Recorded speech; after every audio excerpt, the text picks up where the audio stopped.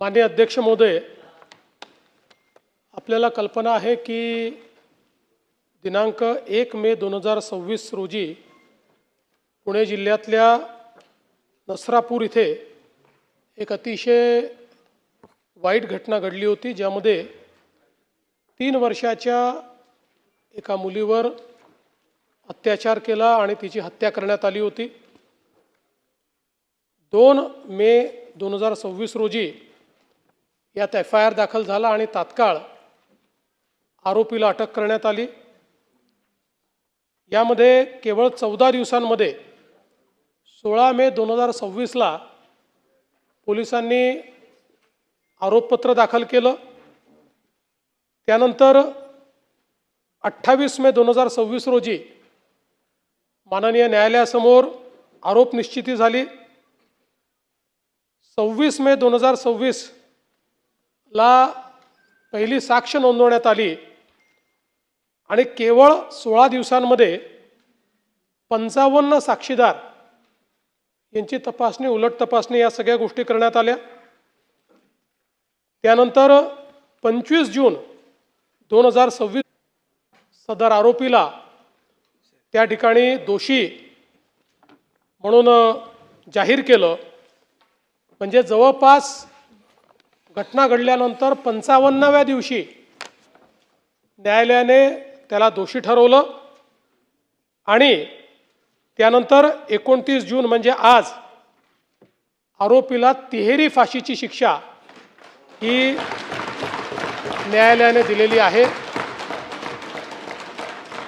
केवळ 29 दिवसामध्ये 55 साक्षीदार तपासून सर्व प्रक्रिया पूर्ण होऊन या ठिकाणी ही फाशीची शिक्षा झाली आहे।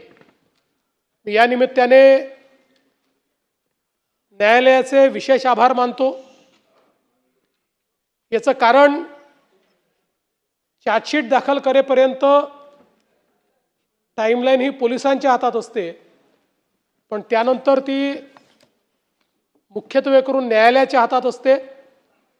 या प्रकरणामध्ये न्यायमूर्ती SR साळुंखे यांचे मी विशेष आभार मानतो की त्यांनी आपल्या सुट्ट्या देखील रद्द केल्या आणि कंटिन्युअस सुनावणी या विषयाची घेतली।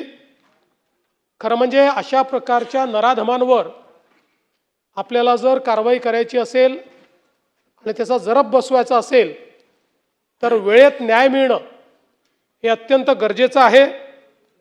आणि निश्चितपणे मला असं वाटतं की या संदर्भात न्यायालयाने स्वतः एक नवीन उदाहरण हे आपल्या पुढे मांडलेलं आहे।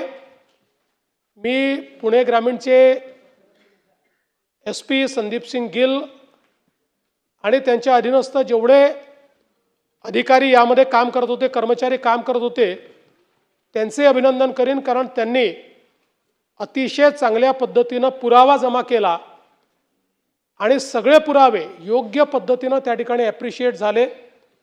त्यामुळे फाशी देण्याकरता case has to be proven beyond doubt, त्या पद्धतीनं बियॉन्ड डाऊट या ठिकाणी या सगळ्या पुराव्यांच्या आधारावर आपण ती केस प्रूव्ह करू शकलो।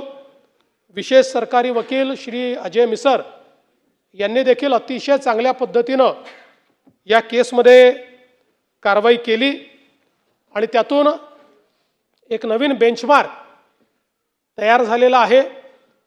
खरं म्हणजे अशा घटना घटू नये हीच आपली प्रत्येकाची इच्छा आहे, पण दुर्दैवाने समाजामध्ये ज्या प्रवृत्ती आहेत त्या प्रवृत्ती कधी ना कधी डोकं वर काढतात। त्यामुळे आता या केसमुळे आपल्याला एक अनुभव आलेला आहे की जर वेगाने काम करायचं ठरवलं तर अशा नराधमांना अगदी कमीत कमी वेळेमध्ये म्हणजे 2 महिन्याच्या आत 59 दिवसांमध्ये देखील फाशीपर्यंत पोचवता येतं।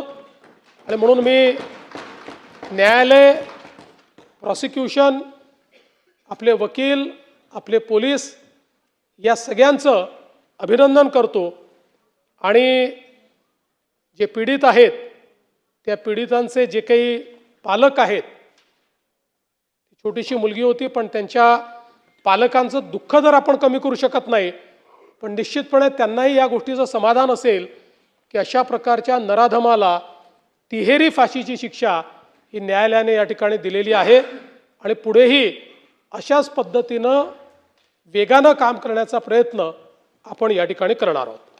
चला, निवेदनावरती बोलणं उचित नाही. आभार हे बोलण्यातनंच होतं ना, ते बोलणं शक्य नाही निवेदनावर.